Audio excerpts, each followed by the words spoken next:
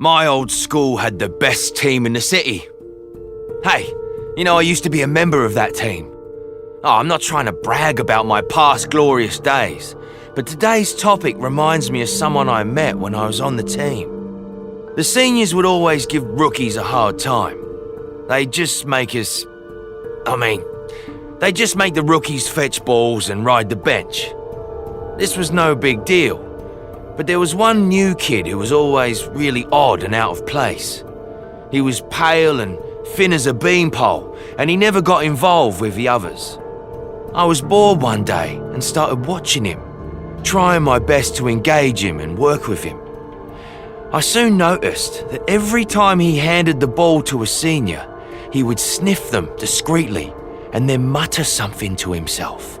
After passing the ball to the first senior, he said, "Pork chops." At first, I thought he was insulting them in his own weird way. Then there was a short little senior who he smelled and said, "Milk. Milk." He wasn't even that pale.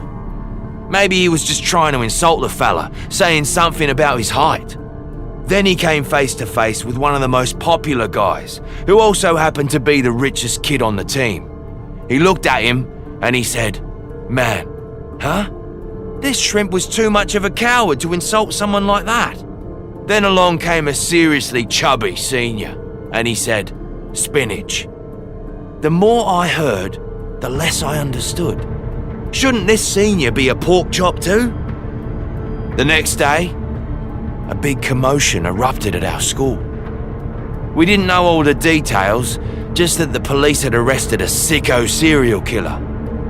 The news terrified everyone, and a lot of students transferred. But who was the killer anyway?